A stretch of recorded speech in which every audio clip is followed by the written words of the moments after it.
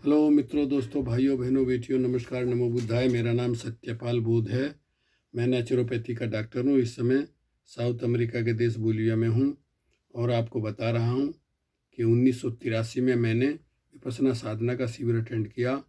उसके बाद 2009 में, और वहाँ जो मैंने प्रवचन सुना उसको मैं बता रहा हूँ, वो बहुत इम्पोर्टेंट था। अगर वो प्रवचन उस समय नहीं होता तो लोग बीच में छोड़ के चले जाते। तो बता रहा था मैं, कह रहे हैं सत्यनारायण गोयनका जी, धर्म के 3 अंग है, शील में आए, 3 अंग समाधि में आए, 8 अंग वाला धर्म है, 8 अंग वाला मार्ग है, तो बाकी है तो बाकी बचे 2 वो प्रज्ञा में आए तो क्या है? सम्मा संकप्पा, सम्मा दिट्ठी, सम्मा संकप्पो यानी सम्यक संकल्प। संकल्प विकल्प चलते ही हैं, तो हमारे संकल्प विकल्प चिंतन मनन सारे बंद हो जाएं, हम बिल्कुल निर्विचार बन जाएं। इसके बाद प्रज्ञा का काम शुरू करें, ये आवश्यक बात नहीं। संकल्प विकल्प चलते हैं, लेकिन इन संकल्प विकल्पों में जरा तब्दीली आनी चाहिए, जरा सुधार होना चाहिए।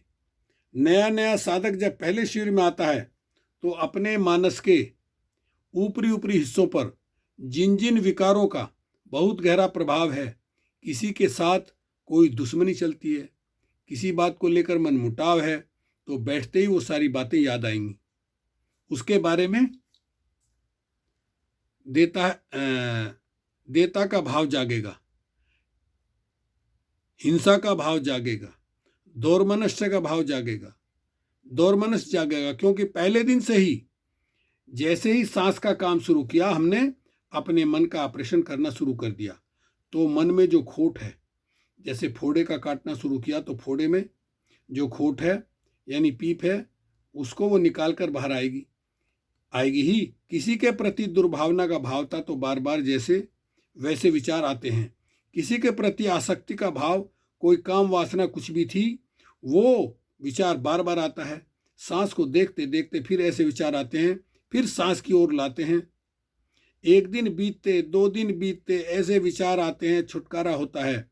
विचार अब भी आ रहे हैं, लेकिन उतनी गंदगी भरे मैले विचार नहीं है। अब बहुत बार चिंतन चलता है तो धर्म की बात सुनी है, उसका चिंतन चलता है। तो धर्म की बात सुनी है तो धर्म की जो बात अच्छी समझी है उसका चिंतन चलता है। कभी कभी थोड़ा दूषित चिंतन चल जाता है, पर उतना दूषित नहीं कि जैसा जब काम शुरू करते ही हुआ। तो एक माने में यूं कहें कि सूरज तो उग गया, लेकिन उसके सामने घने काले काले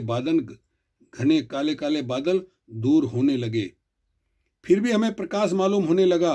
तो ऐसे ही हमारा संकल्प विकल्प सुधरने लगा तो हमारा अगला कदम आसान हो गया। अगला कदम है सम्मादिट्ठी यानी सम्यक दर्शन। बस ये जो सम्यक दर्शन है, यही सही माने में प्रज्ञा है। लेकिन बड़ी भ्रांति होती है इस शब्द को लेकर के। आज तो होती है ही, बड़ी भ्रांति होती है शब्द को लेकर के। आज तो होती ही है। 2025 2500 वर्ष पूर्व के भारत में भी इस शब्द ने बहुत भरमाया। आखिर भाषा है, उसकी अपनी सीमा है। कितनी ही समृद्ध भाषा क्यों ना हो, वो सारे भावों को व्यक्त नहीं कर पाएगी। तो बहुत बार ऐसा होता है कि कोई शब्द एक ही शब्द अनेक अर्थों था, आज भी अनेक अर्थी हैं। एक जो दर्शन शब्द का बहुत छोटा मोटा अर्थ है कि आंख खोलकर हम कुछ देख रहे हैं तो दर्शन है। देख रहे हैं, किसी का रूप रंग देख रहे हैं, रोशनी देख रहे हैं तो दर्शन है। ये जो आंख खोल करके रूप रंग आकृति देखना, इसका सम्मा दृष्टि से यानी सम्यक दर्शन से कोई संबंध नहीं है, दूर परे का भी संबंध नहीं है। ये दर्शन का एक और अर्थ चल पड़ा। ध्यान को लेकर के आदमी साधना करने बैठता है और उसे गहराई से ऑपरेशन करके विकारों को निकालता है तो आता नहीं। विकारों को निकालना तो आता नहीं, बस चित्त को एकाग्र करना आता है। समाधि का काम कर लेता है, प्रज्ञा का काम बेचारे को करना नहीं आया। तो समाधि का काम करने के लिए कोई आलंबन चुनता है, कोई काल्पनिक आलंबन यानी सहारा चुनता है, तो जिसमें बहुत श्रद्धा हो, किसी देव की, देवता की, ब्रह्म की, ईश्वर की, अल्लाह मियाँ की, किसी बुद्ध की, महावीर की, किसी सत्य प्रज्ञा की, किसी संत की, किसी गुरु की आदि, उसकी कल्पना करता है, उसकी आकृति की कल्पना करता है और उस पर मन टिकाता है। और बार बार ये काम करते करते मानस का स्वभाव है कि एक ही बात को बार बार दोहराएंगे, एक ही बात चिंतन बार बार करते चले जाएंगे। अब रूप का, आकृति का चिंतन बार बार कर रहे हैं, उसी का नृत्य ध्यान चल रहा है, तो कुछ देर बाद, कुछ दिनों के बाद अभ्यास करते करते ऐसा होने लगता है कि उसका बाह्य प्रक्षेपण होने लगता है, मंद आंखों के सामने रूप दिखने लगता है, उसकी आकृति दिखने लगेगी और भ्रम ये होगा कि देखो हमने अमुक देवी का दर्शन कर लिया, आत्मा का दर्शन कर लिया, परमात्मा का दर्शन कर लिया, देखा कि देवता का दर्शन कर लिया, प्रकाश दिव्य ज्योति का दर्शन कर लिया, इत्यादि इत्यादि। तो सम्यक दर्शन इस अर्थ में भी चला कि ध्यान करते हुए तुम्हें किस रूप का, आकृति का, रंग का, रोशनी का दर्शन होता है, उसका इस सम्यक दर्शन से कोई संबंध नहीं, दूर परे का भी संबंध नहीं।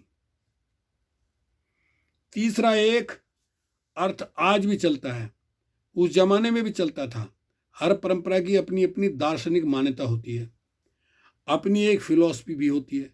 अतः जिन परंपरा के परिवार में कोई व्यक्ति जन्मा हो और उस समाज में पला हो, उस वातावरण में पला है, तो बचपन से ही उस दार्शनिक मान्यता की सुनते कि हमारी मान्यता ऐसी है और वे यही सही है करते करते अपनी बुद्धि पर इतने मोटे मोटे लेप लगा लेता है कि उसको कोई दूसरी मान्यता भी सही भी हो सकती है ऐसा चिंतन में नहीं आता। और सारी मिथ्या और सारे दर्शन मिथ्या, जो हमारी मानता है, दार्शनिक मानता है, बस वो ही सम्यक है। तो साथियों, वीडियो लंबी ना हो जाए, अगली वीडियो मिलते हैं। ओके, शुक्रिया, धन्यवाद।